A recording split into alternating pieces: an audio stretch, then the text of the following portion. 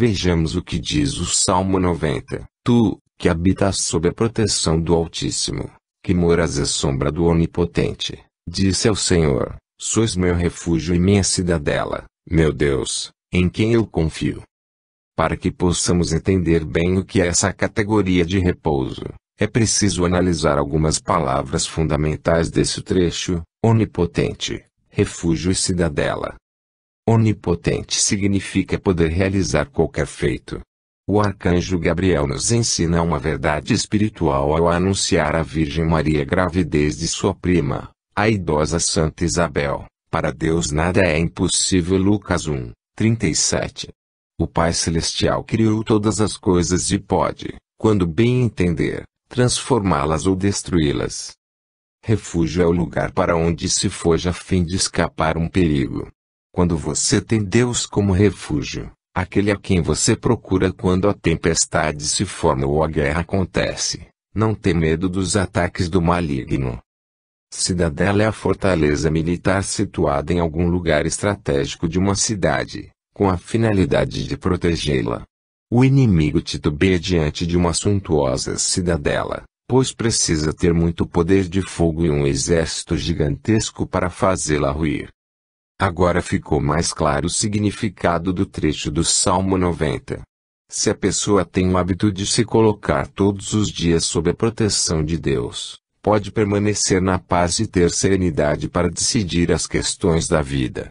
Sabe que seus pensamentos estão seguros com o Todo-Poderoso, não serão facilmente perturbados pelo maligno.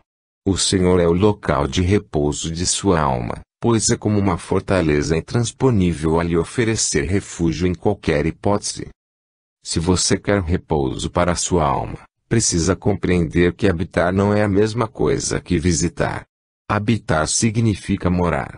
Tem viés de permanência.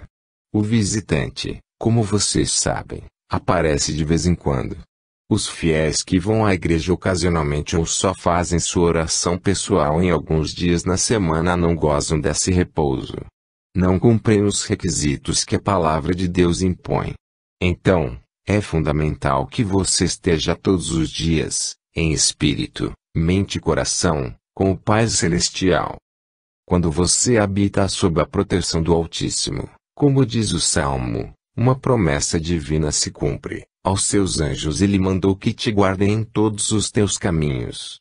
Eles te sustentarão em suas mãos, para que não tropeces em alguma pedra. SL 90, 11 a 12. Conclusão: sua alma encontrará repouso, você se sentirá seguro e sereno, com pensamentos e sentimentos ordenados, e os anjos do Senhor lhe auxiliarão no caminho, para que seu processo de tomada de decisões seja vitorioso e nenhuma armadilha o apanhe de surpresa. Além disso, para se decidir, é necessário se colocar em oração, pedindo auxílio ao Espírito Santo, fonte dos dons da sabedoria e do discernimento. No livro dos Provérbios está escrito que com a sabedoria se constrói a casa, e com a prudência ela se firma. PR 24, 3. Outra condição para se resolver bem é levar em consideração seus princípios e valores religiosos ou morais e procurar não violá-los. Quais são os seus mais relevantes, que guiam você a interpretar o mundo? Todos nós absorvemos valores em nossos lares e colégios. Fomos educados neles. Podemos dizer que fazem parte do que chamamos de nossa consciência. Por isso, ouvimos conselhos como não vá contra sua consciência ou não viole sua consciência, significando que não ficaremos em paz se quebrarmos esses princípios. Os cristãos extraem os princípios mais relevantes de sua vivência dos 10 mandamentos. Para os que não sabem o que são, dou uma breve explicação. Em Êxodo 20, 1 a 21, Javé, ou seja, Deus, desceu no topo da montanha do Sinai e convidou Moisés, o homem que libertou o povo hebreu da escravidão no Egito, a encontrá-lo lá no alto. Ao chegar ao local indicado, o Senhor expôs a Moisés 10 regras, daí o nome 10 mandamentos, muito valiosas para quem deseja ganhar a amizade dele e ter bom relacionamento com os homens. O Pai Celestial deixou claro ao profeta que todo o povo, sem exceção, deveria cumprir esses mandamentos, como amar a Deus sobre todas as coisas, honrar pai e mãe, não matar, não apresentar falso testemunho.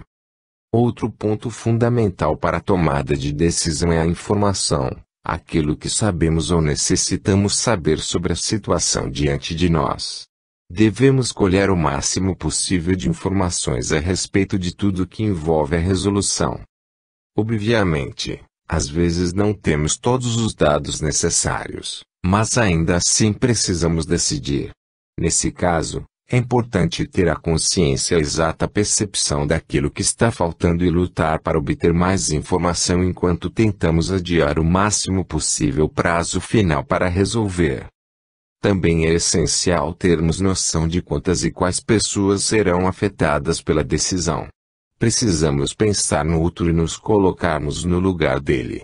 Sei que no mundo de hoje as pessoas não estão preocupadas com aqueles com quem convivem. Mas é necessário lembrar a regra de ouro de Jesus: ame ao Senhor seu Deus com todo o seu coração, com toda a sua alma e com todo o seu entendimento. Esse é o maior e o primeiro mandamento. O segundo é semelhante a esse: ame ao seu próximo como a si mesmo. Toda a lei e os profetas dependem desses dois mandamentos. Mateus 22, 37 a 40. Não podemos tomar decisões que nos favoreçam individualmente, esquecendo-nos das necessidades e dores dos que dependem de nós. Se você tem família, não deve deixar de considerar como ficarão as pessoas que dependem de você, como seus filhos e seu cônjuge. Por fim, precisamos entender que nossos atos produzem efeitos imediatos, de médio e de longo prazo. Cada etapa deve ser levada em conta. Algumas ações provocam consequências por muito tempo. Se não tivermos a capacidade de prever, com alguma precisão, a duração dos efeitos, podemos ter ou causar sérios prejuízos. Saber escutar. Desavenças entre parentes e amigos podem abrir brechas para ataques espirituais. Parte delas ocorre por falha ou falta de comunicação externa. Saber ouvir o outro, dar-lhe oportunidade para falar ou se explicar, mantém íntegra a defesa espiritual e psíquica, evitando que as ideias e os desejos comunicados, ou mesmo a ausência de comunicação, sejam interpretados de forma equivocada, causando malefícios. Quando estamos em um debate, ou simplesmente conversando com alguém, é de grande valia ouvir de forma eficiente, ou seja, escutar o que aquela pessoa está realmente falando, e não o que pensamos, interpretamos, que ela quer dizer. Algumas vezes, isso significa escutar algo de que não gostamos ou que não esperamos. Também é importante entender o contexto em que o bate-papo se dá ou em que os participantes da conversa se encontram. Isso influencia bastante o significado das palavras.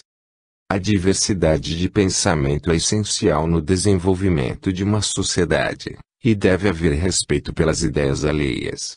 Você pode não aceitá-las, mas não pode negar a alguém a liberdade de manifestá-las, de modo educado e respeitoso, mesmo que só para contestá-las depois.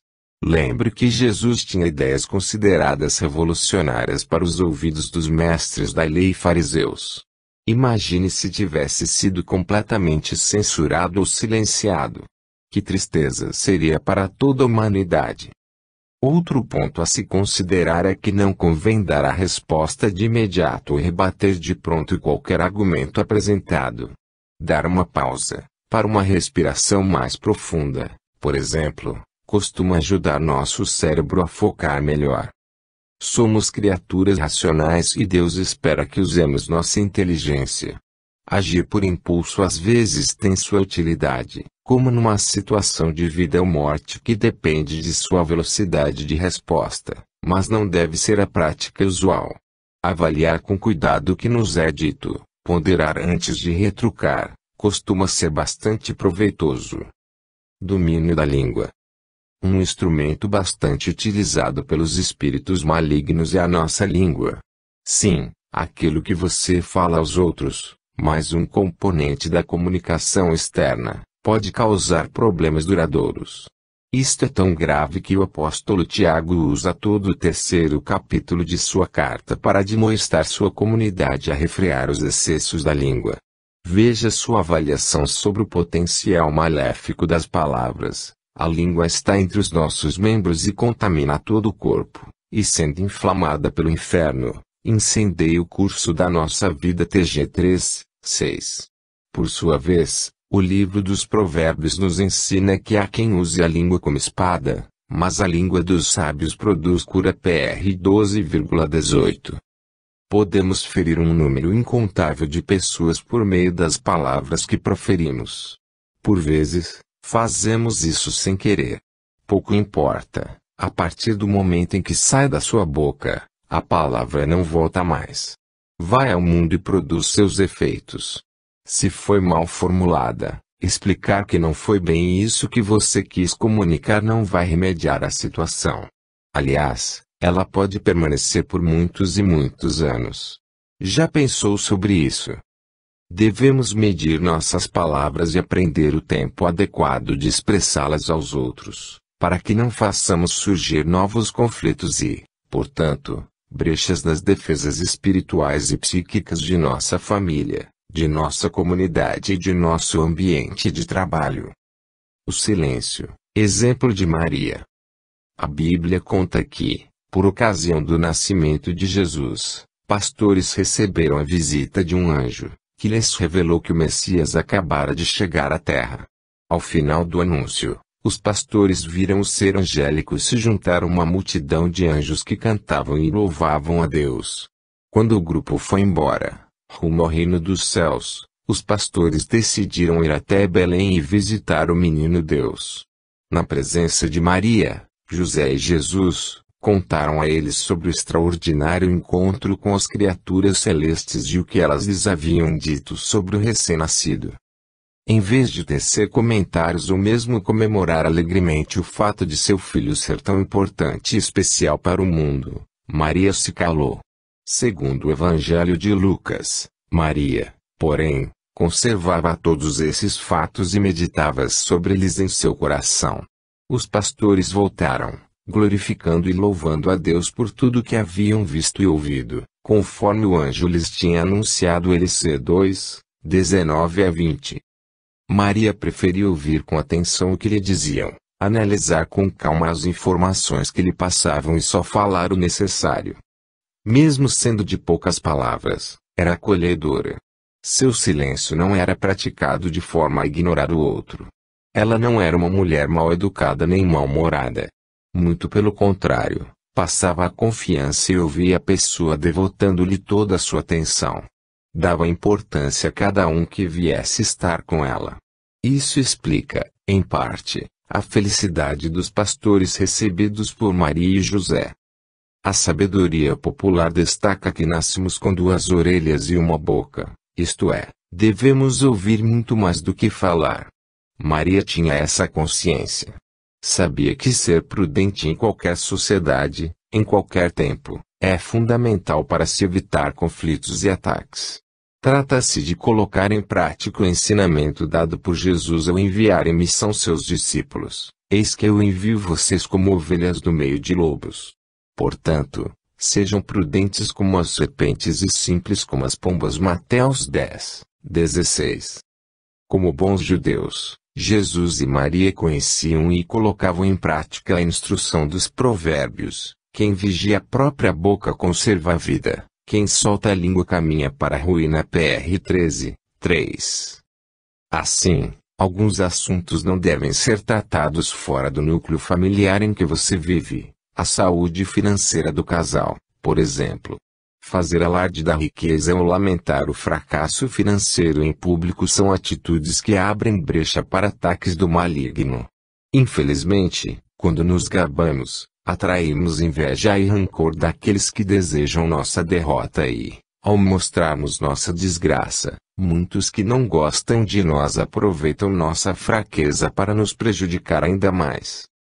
O mesmo pode ser dito dos relacionamentos entre marido e mulher ou entre pais e filhos. Jamais devemos desabonar a imagem de quem amamos ou de quem nos ama. Como diz o ditado, Roupa suja se lava em casa. Qualquer reclamação pública mais séria a respeito de quem vive com você, com quem você divide sua vida, pode trazer sérias consequências para sua família. Lembre-se, uma vez que as palavras saem da boca, não podem mais retornar. Guardar a privacidade do lar é de suma importância, já que parte dos seres humanos se comporta como siris presos em um balde. Quem já pescou siris sabe que, quando os colocamos num balde fundo, uns pisoteiam os outros na tentativa de sair dali. Infelizmente, a solidariedade não faz parte do grupo aprisionado. Na nossa sociedade, observamos comportamento semelhante, praticado por algumas pessoas que só têm olhos para si. A devoção à Virgem Maria. Os católicos brasileiros conhecem uma famosa canção que homenageia a Virgem Maria que se inicia da seguinte forma: quem é esta que avança como a aurora, temível como exército em ordem de batalha? Essa letra realça o poder de Maria Santíssima no combate espiritual, nos ensinando que ela equivale a um exército com alto poder defensivo e ofensivo. Porque essa mulher fantástica, chamada de Mãe de Deus, estaria disposta a nos defender. Em primeiro lugar, porque ela nos assumiu como filhos, em obediência a Jesus. Toda boa mãe defende os seus com ferocidade. Veja, a esse respeito, o Evangelho de João. A mãe de Jesus, a irmã da mãe dele, Maria de Cleofas, e a Maria Madalena estavam junto à cruz. Jesus viu a mãe e, ao lado dela, o discípulo que ele amava. Então disse à mãe: mulher, eis aí o seu filho. Depois disse ao discípulo: eis aí sua mãe. E dessa hora em diante, o discípulo a recebeu em sua casa. João 19, 25 a 27. Naquele momento de dor, suspenso na cruz, Jesus não entregou a mãe apenas ao discípulo que amava. Na mente do nosso Redentor, aquele homem estava lá representando toda a humanidade. Assim, toda pessoa que decide levar Maria Santíssima para casa e tê-la como mãe goza plenamente da sua proteção, como filho ou filha espiritual. O Catecismo da Igreja Católica, parágrafo 501, ensina que Jesus é o Filho único de Maria. Mas a maternidade espiritual de Maria estende-se a todos os homens que ele veio salvar. Notem que os católicos, há séculos, conhecem bem essa filiação especial. Ser filho de Maria e gozar de sua proteção não é algo genérico e abstrato. Ainda assim, pode surgir a dúvida, na prática, como essa proteção se dá. O que a Virgem Maria pode nos proporcionar em termos de defesa espiritual? Algumas pessoas pensam que a Mãe de Deus é uma figura distante dos que vivem aqui na Terra. Afinal, ela já está na glória, junto a Jesus, no paraíso, enquanto nós, pecadores, prosseguimos no caminho em busca da conversão. Graças a Deus, esse raciocínio é completamente equivocado. Maria está bem perto dos seus filhos. Cumpriu com louvor seu papel durante a vida na Terra, mas desempenha outro, extraordinário, enquanto vive no reino celestial. Tive uma experiência mística muito bonita que retrata essa proximidade e esse acolhimento da Mãe Santíssima. No dia 1º de dezembro de 2022, eu estava em peregrinação na Itália, com um grupo de 150 pessoas. Estávamos na cidade de São Giovanni Rotondo, o lugar onde São Pio, um dos grandes místicos da Igreja Católica, viveu boa parte da vida.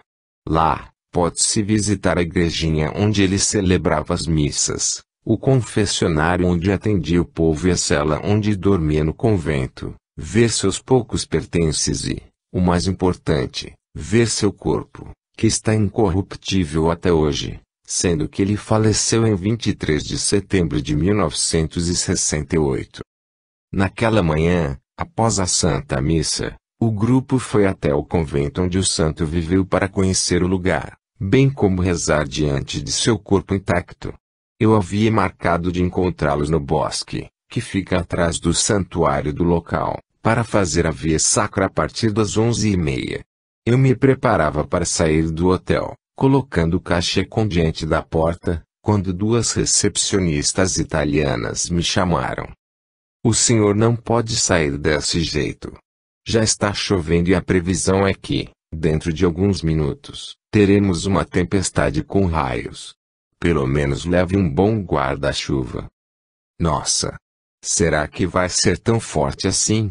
Eu marquei uma via sacra com meu grupo de peregrinos lá no bosque. Para agora? Questionou uma delas. Em aproximadamente meia hora, esclareci, tranquilo. Creio que não vai ser possível, falou a recepcionista mais velha. Nesse instante, uma das peregrinas retornava apressada ao hotel e me viu junto à recepção. Pedro, vim buscar o guarda-chuva. O tempo está bem feio. Parece que vem uma tempestade por aí, disse ela, esbaforida. Pois é. As moças da recepção acabaram de me informar que já está chovendo. E olha que o Rafael me contou que, ontem, tinha falado sobre o tempo com você. Ele disse que fez o que vocês combinaram. Nossa! Esqueci completamente do trato com o Rafael. Eu não fiz o pedido que devia ao arcanjo, falei, colocando as mãos na cabeça. Na noite anterior, após o jantar, um dos membros do grupo de peregrinos, Rafael, me dissera que a previsão do tempo para o horário da via sacra era muito ruim. Perguntou se eu não poderia interceder a São Rafael. Isso porque em 2021, em Lourdes, na França, ele estava comigo quando aconteceu um caso parecido. A previsão do tempo também era péssima, com possibilidade de uma tempestade de neve, inviabilizando a via sacra. O arcanjo, contudo, atendera ao meu pedido, concedendo o céu azul. Pedro, posso ajudar oferecendo um rosário em honra de São Rafael Arcanjo, pelo bom tempo durante nossa via sacra de amanhã, falou Rafael. Consigo, inclusive, mais gente para rezar comigo lá no santuário, agora de noite. Você fala com o arcanjo. Ele estava bastante confiante que seria bem-sucedido. Está ótimo, Rafael. Vou fazer um pedido ao arcanjo esta noite e dizer que vocês vão oferecer um rosário pela intenção do bom tempo amanhã. Porém, eu me esqueci completamente. Acabei adormecendo, sucumbindo a um resfriado que já me incomodava havia 2 dias. Mas nem tudo estava perdido. Eu tinha meia hora para solucionar o problema. Voltei apressado ao meu quarto e, após uma breve prece, chamei São Rafael. Em poucos minutos, pude ver sua intensa luz entrar pela janela, uma mescla de amarelo e magenta. Ele pairava no ar, próximo às nuvens carregadas do céu. Arcanjo amigo, eu preciso de um favor seu com urgência. A previsão do tempo está um horror e 150 pessoas vão fazer a via sacra comigo caminhando pelo bosque. É muito importante que eles possam se concentrar e aproveitar ao máximo a oração. Mas uma tempestade está chegando aqui na cidade e vai acabar arruinando tudo. A que horas você pretende iniciar a via sacra? Perguntou ele. Por volta de 11h30. Talvez atrase um pouco porque o grupo é grande. Sabe como é? Eu sorri sem graça. Ele me encarou, sério, aqueceu e desapareceu. Senti de imediato que meu pedido seria atendido. Desci correndo. Sem capa ou guarda-chuva, passei como um raio pela recepção e fui em direção à entrada do bosque repleto de pinheiros. A chuva aumentava.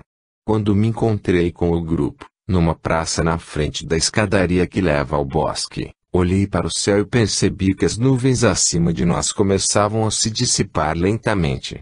O arcanjo já estava trabalhando em favor da nossa oração. Logo que iniciei a via sacra, no marco da primeira estação, o sol apareceu.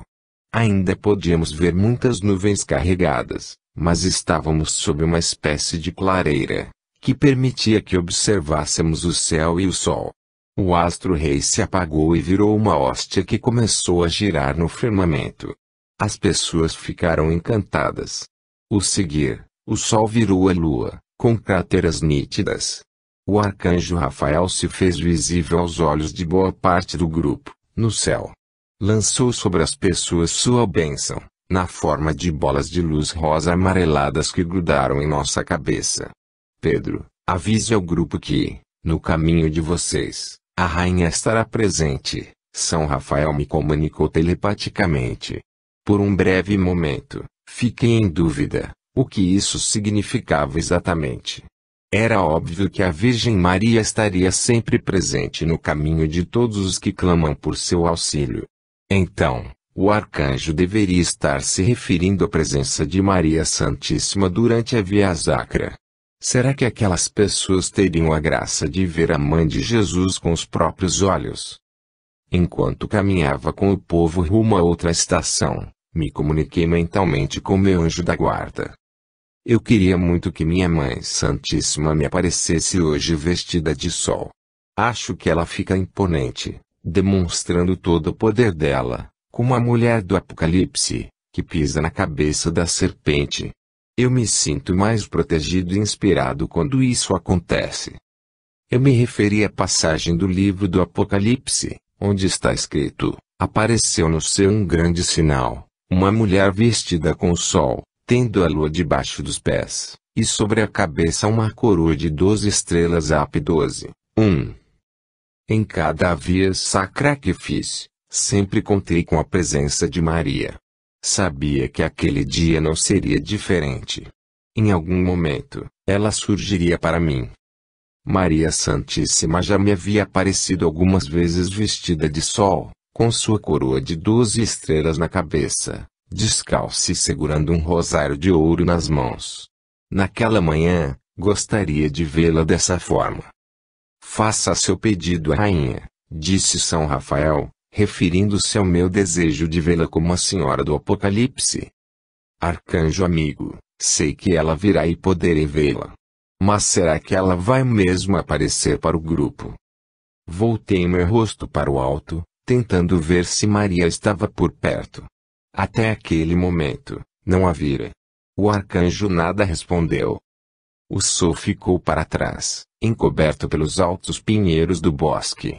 Quando nos colocamos em marcha, rumo à próxima estação da Via Sacra, numa caminhada de passos lentos, cantando louvores a Deus, surgiu uma luz oval, de amarelo intenso como o do sol, acima das árvores bem à nossa frente. No centro da luz, vestida de sol, estava a Virgem Maria, descalça e com um rosário de ouro na mão esquerda. Os que caminhavam perto de mim se espantaram com a luz. Diminuindo o passo e olhando para cima, perguntaram o que era aquilo. Parei o grupo e comecei a explicar. Percebi que parte das pessoas podia ver o brilho intenso e a luz amarelada no local onde estava a Virgem Maria. Foi uma grande emoção. As pessoas que conseguiram ver a Mãe de Deus nunca imaginaram que um dia poderiam se deparar com ela em um bosque. Muito menos naquele bosque, um local ao qual praticamente ninguém na literatura católica fez menção. Além disso, no fundo não acreditavam que a Virgem Maria estaria tão próxima, acompanhando-os no dia a dia. Aquele belo encontro fez com que os integrantes do grupo mudassem de opinião.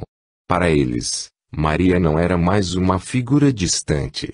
Depois que encerramos a Via Sacra, após o almoço, perguntei a alguns peregrinos o que estavam sentindo. Eles contaram que se encontravam em estado de graça e tinham a convicção de que a Rainha dos Anjos os protegeria e acompanharia pela vida toda. Perfeito. O Rosário. O Rosário tem sido a minha principal oração e devoção mariana desde que, 30 anos atrás, comecei a conduzir um grupo de oração aberto ao povo, na Igreja Católica do meu bairro. Porque tenho tanto amor ao Rosário que ele tem a ver com defesa espiritual. Em suas aparições reconhecidas pela Igreja Católica, a Virgem Maria nos convida à conversão e à oração. Ela mesma apresenta a devoção do Rosário como arma fundamental para a defesa contra o mal e como um instrumento apto a atrair as graças do Pai Celestial. Na aparição a Santa Bernadette Soubirous, em 11 de fevereiro de 1858, na França, uma das mais famosas e amadas entre os católicos, Nossa Senhora trajava um vestido branco, com uma faixa azul presa na cintura e, em suas mãos, segurava um rosário. Ficou evidente o recado da Mãe Celestial sobre a necessidade de adotar a prática do rosário. O rosário tem poder curativo e libertador. Já recebi muitas graças por meio dele. Em dezembro de 2021, por exemplo, ganhei uma graça especial após rezá-lo e me banhar nas águas do Santuário de Lourdes. Eu estava com um grupo de peregrinos no famoso Santuário Católico do Sudoeste da França. Certa manhã, fomos à casa de banho do local, onde é permitido que os fiéis entrem nas piscinas cheias das águas milagrosas vindas da fonte que Nossa Senhora do Rosário fez brotar, séculos antes, na gruta de Massabielle, diante de Santa Bernadette. Um senhor francês, funcionário do santuário que organizava a fila de fiéis, nos avisou que não seria possível um banho completo, devido à Covid-19. Poderíamos apenas molhar as mãos e os punhos. Meu coração murchou. Pensei, viemos de tão longe para entrar nessas piscinas e agora nos proíbem. Fiquei decepcionado, pois queria banhar todo o corpo, submergir. Porém, precisava disfarçar minha tristeza, pois estava com meu grupo e não queria perturbar a fé de ninguém em um dia tão bonito.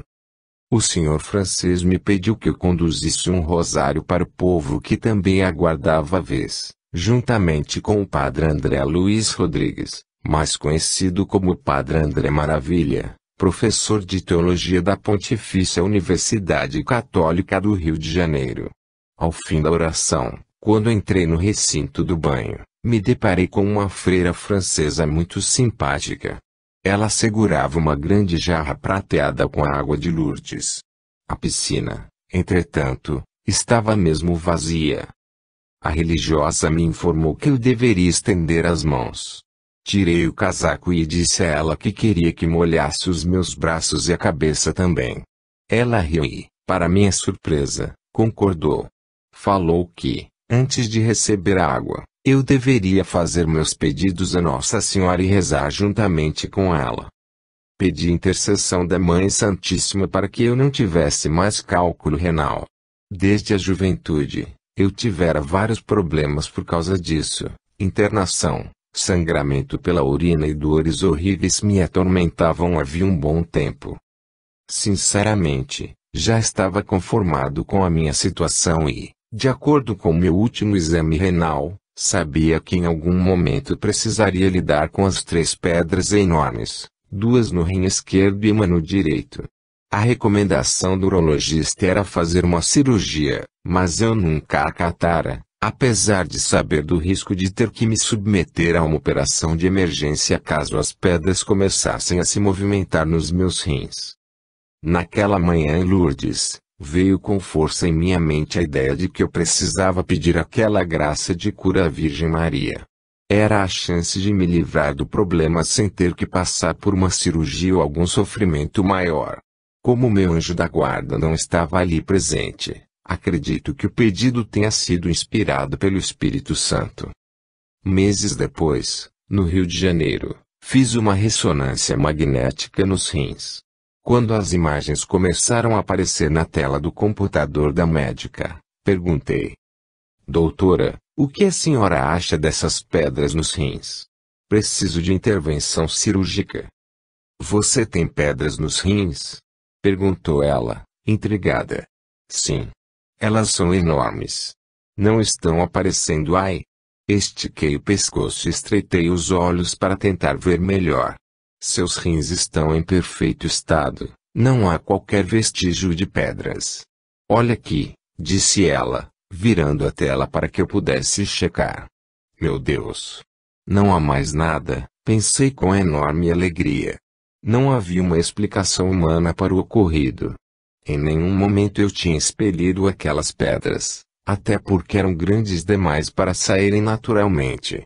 Aliás, expelir um cálculo renal nunca passa despercebido pela pessoa. A dor marca a expulsão de cada pedra. Quem já passou por isso sabe bem. Naquele dia, deitado na maca da clínica, não me lembrei do pedido de cura. Não procurei explicações, Apenas saboreei a alegria por me livrar de um problema tão antigo. Entretanto, sabia que a cura era um milagre. Em um domingo de dezembro de 2022, meses após o exame dos rins e um ano após me banhar nas águas de Lourdes, eu estava em Roma, com o mesmo grupo de peregrinos que fez comigo a Via Sacra no bosque de San Giovanni Rotondo. Eu estava ao lado de meu primo, Padre Alexandre Pinheiro, na Praça de São Pedro, esperando a oração do Ângelus. Em alguns minutos, o Papa Francisco apareceria na tradicional janela do prédio do Vaticano para falar algumas palavras e rezar com a multidão que se aglomerava no local. Ao observar de perto o obelisco da praça, que estava exatamente às minhas costas, veio com absoluta clareza à minha mente: Pedro, você ganhou a graça da cura dos rins após rezar o rosário e se banhar, com fé e alegria, nas águas provenientes da fonte de Nossa Senhora do Rosário, em Lourdes. Imagine minha gratidão e emoção. Na carta apostólica Rosarium Virginis Mariae, o Papa São João Paulo II ensina sobre o poder da oração do Rosário. Tudo o que foi dito até agora manifesta amplamente a riqueza desta oração tradicional, que tem não só a simplicidade de uma oração popular, mas também a profundidade teológica de uma oração adaptada a quem sente a exigência de uma contemplação mais madura. A Igreja reconheceu sempre uma eficácia particular ao Rosário, confiando-lhe, mediante a sua recitação comunitária e a sua prática constante, as causas mais difíceis. Em momentos em que estiver ameaçada a própria cristandade, foi a força desta oração que se atribuiu à libertação do perigo, tendo a Virgem do Rosário sido saudada como propiciadora da salvação. A eficácia desta oração, confio de bom grado hoje, como acenei ao princípio, a causa da paz no mundo e a causa da família. Não se sabe com exatidão quem criou o rosário ou quando isso ocorreu. Algumas fontes sugerem que sua origem remonta ao século IX, nos mosteiros e conventos católicos, onde os religiosos rezavam 150 salmos todos os dias. A partir daí, surgiu a prática dos 150 Pai Nossos ou Ave Marias. Em 1365, fez-se uma combinação das orações, dividindo as 150 Ave Marias em 15 dezenas e colocando um Pai Nosso no início de cada uma delas. Por volta de 1500, foi estabelecido que, a cada dezena, seria meditado um episódio da vida de Jesus ou Maria, e assim surgiu o Rosário de 15 Mistérios. A partir de então, a devoção passou a ser dividida em 3 partes: Mistérios gozosos, Nascimento e Infância de Jesus, Mistérios dolorosos, o sacrifício de Jesus na cruz, e Mistérios gloriosos, Ressurreição de Jesus. Cada grupo de mistérios equivalia a 1/3 do rosário. Por isso, nós, brasileiros, o denominamos terço. Em 2002, o Papa João Paulo II, por meio da Carta Apostólica Rosarium Virginis Mariae, recomendou a inserção de um 4º mistério no rosário, os mistérios luminosos, sobre o ministério de Jesus junto ao povo. Ainda assim, pelo hábito, continuamos a chamar de terço cada grupo de mistérios. Aliás, na citada carta, o próprio Papa declarou que o rosário era a sua oração preferida.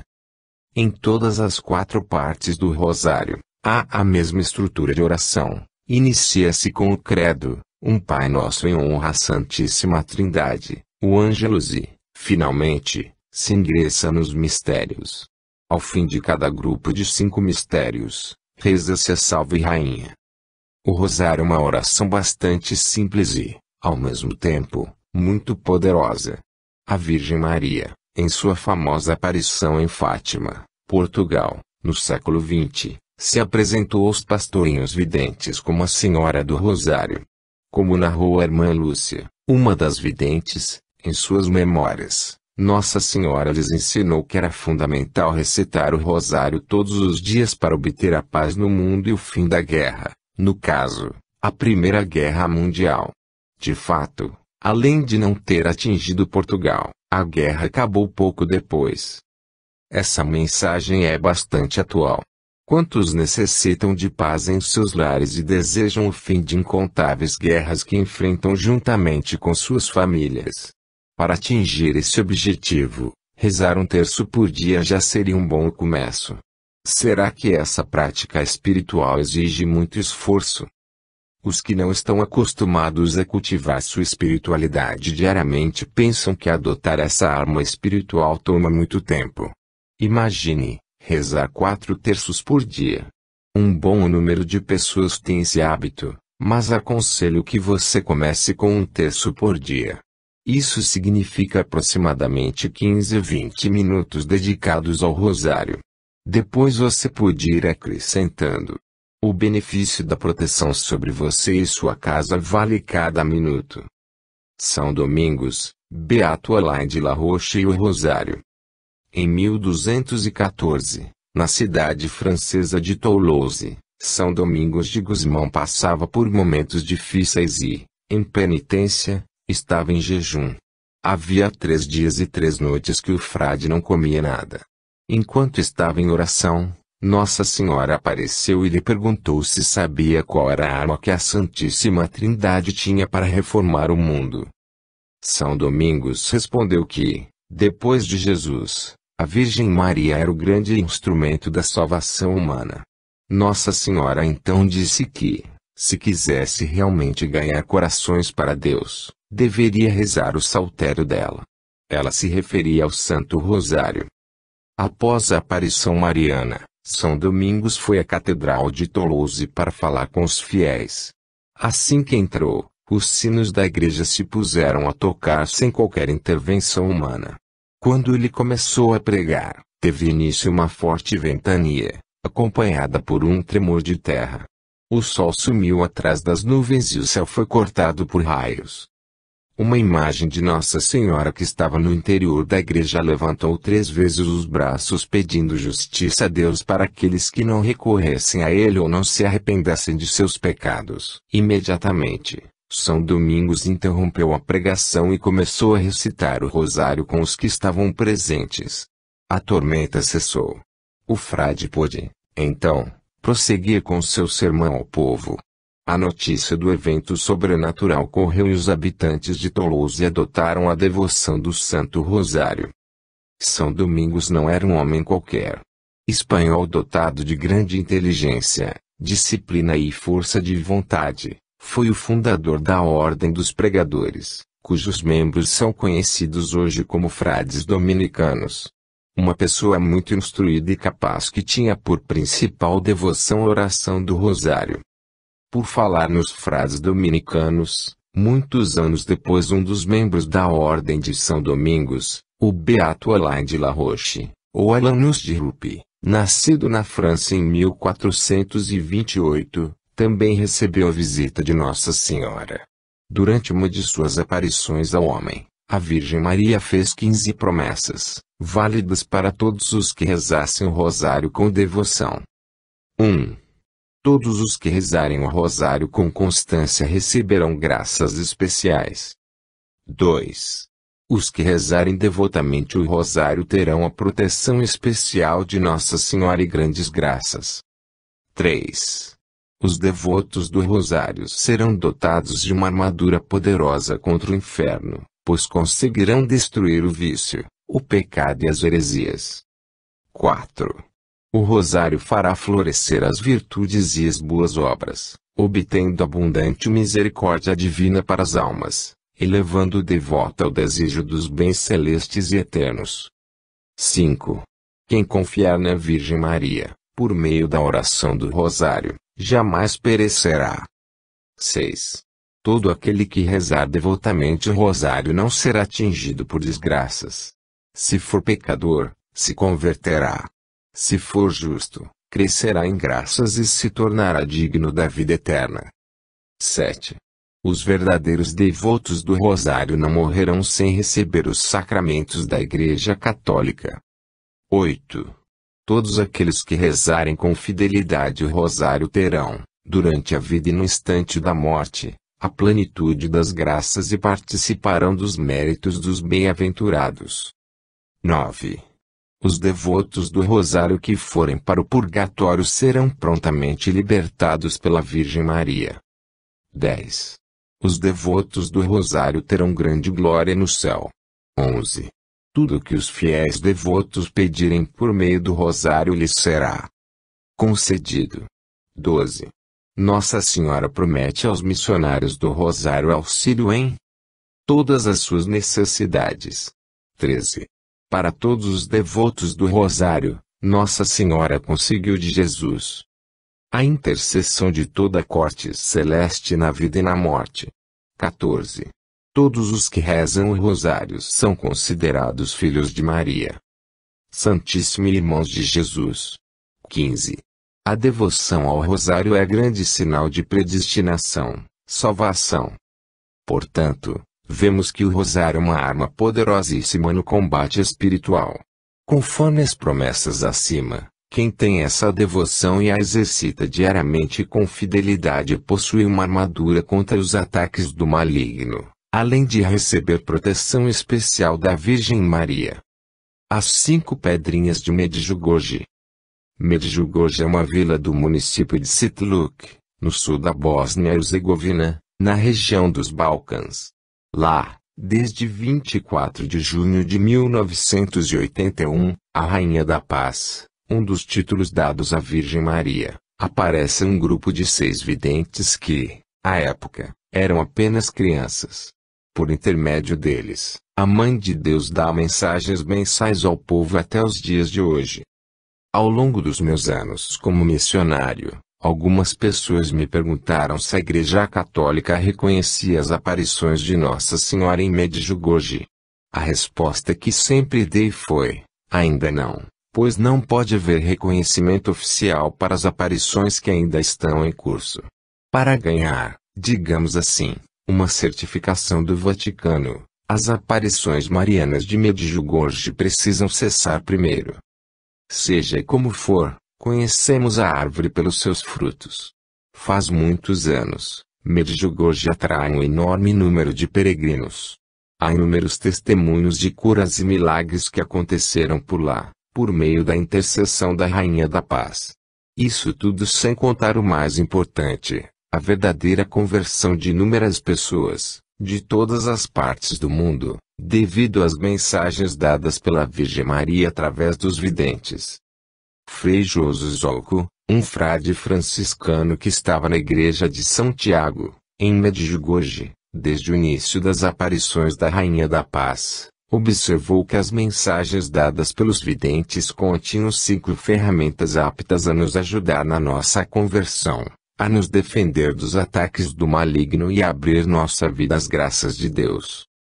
Fazendo uma comparação com a história bíblica em que Davi, o pequeno pastor israelita, que, mais tarde, se tornaria rei de Israel, venceu Golias, o guerreiro gigante filisteu, Frei Joso denominou essas ferramentas de 5 pedrinhas. Para que você compreenda do que falo, no primeiro livro de Samuel está escrito: Saul vestiu Davi com sua própria armadura, colocou-lhe na cabeça um capacete de bronze, revestiu-o com a sua couraça, e pôs a espada na cintura dele, sobre a armadura. Em vão Davi tentou andar, pois nunca tinha usado nada disso. Então falou a Saul: não consigo nem andar com essas coisas. Não estou acostumado. Tirou tudo, pegou o cajado, escolheu 5 pedras bem lisas no riacho e as colocou no seu bornal. Depois pegou a funda e foi ao encontro do filisteu. Enquanto o filisteu se aprumava e se aproximava de Davi pouco a pouco, Davi correu depressa para se posicionar e enfrentar o filisteu. Davi enfiou a mão no bornal, pegou uma pedra, atirou-a com a funda e acertou na testa do filisteu. A pedra afundou na testa do filisteu, que caiu de bruços no chão. Assim Davi foi mais forte que o filisteu, apenas com uma funda e uma pedra, sem espada na mão, feriu e matou o filisteu. 1 SM 17, 38 a 40, 48 a 51. O frade franciscano percebeu que, Nos dias de hoje, também enfrentamos um gigante maligno que, como Golias, oprime o povo de Deus, provocando forte medo, os relacionamentos partidos, a falta de harmonia e amor nos lares, os problemas financeiros, a ausência de emprego para os chefes de família, os vícios, a falta de esperança, a solidão, a amargura, etc. Segundo Frei Joso, era possível extrair essas 5 pedrinhas, essas ferramentas de socorro aos católicos, de mensagens dadas pela Rainha da Paz aos videntes de Medjugorje, especialmente durante os anos de 1982 a 1986. São elas: o jejum, a Santa Missa, o Rosário, a confissão e a leitura da Bíblia. Podemos destacar as seguintes mensagens, extraídas do site Nossa Senhora de Medjugorje.org. O jejum. Queridos filhos, convido-vos a rezar e jejuar pela paz no mundo. Vós tendes esquecido que a oração e o jejum podem afastar também as guerras e enfim interromper as leis naturais. O melhor jejum é aquele a pão e água. Todos, com exceção dos doentes, devem jejuar. As esmolas e as obras de caridade não podem substituir o jejum. 21 de julho de 1982. A Santa Missa. Convido-os a viver a Santa Missa. Muitos de vocês experimentaram a sua beleza, mas existem aqueles que não vêm à missa, voluntariamente. Eu escolhi vocês, queridos filhos, e Jesus, na Santa Missa, dá a vocês as suas graças. Por isso, vivam conscientemente a Santa Missa, e a sua vinda, para assisti-la, seja plena de alegria. Venham com amor e acolham, em vocês, a Santa Missa. 3 de abril de 1986. O Rosário. Gostaria de que as pessoas, no dia de hoje, rezassem comigo. E que rezem o máximo possível. Que, além disso, jejuem nas quartas-feiras e nas sextas-feiras. Que, todos os dias, recitem pelo menos o Rosário. 14 de agosto de 1984. A confissão. Precisa-se exortar as pessoas a confessar-se todos os meses, sobretudo na primeira sexta-feira ou no primeiro sábado do mês. Fazei isto que vos digo. A confissão mensal será um remédio para a Igreja Ocidental. Se os fiéis se confessarem uma vez por mês, rapidamente regiões inteiras podem ser curadas. 6 de agosto de 1982. A leitura da Bíblia. Hoje eu convido vocês para lerem todos os dias a Bíblia em suas casas. Coloquem-na em lugar bem visível, para que sempre os estimule a ler e a rezar. 18 de outubro de 1984. Neste livro, já ficou clara a importância da leitura da Bíblia. Vimos ainda como é fundamental a oração do Rosário no combate espiritual. A confissão, o jejum e a Santa Missa serão analisados nos capítulos do que se seguem. Sacramentos e sacramentais. Os sacramentos e os sacramentais são armas poderosas no combate espiritual. Você sabe qual a diferença entre eles e por que são tão eficazes? Segundo o Catecismo da Igreja Católica, SIC, os 7 sacramentos são os sinais e os instrumentos pelos quais o Espírito Santo difunde a graça de Cristo, que é a cabeça, na Igreja, que é seu corpo. Parágrafo 774. Mais adiante, encontramos: os sacramentos são sinais sensíveis, palavras e ações, acessíveis à nossa humanidade atual. Realizam eficazmente a graça que significam em virtude da ação de Cristo e pelo poder do Espírito Santo. Parágrafo 1084.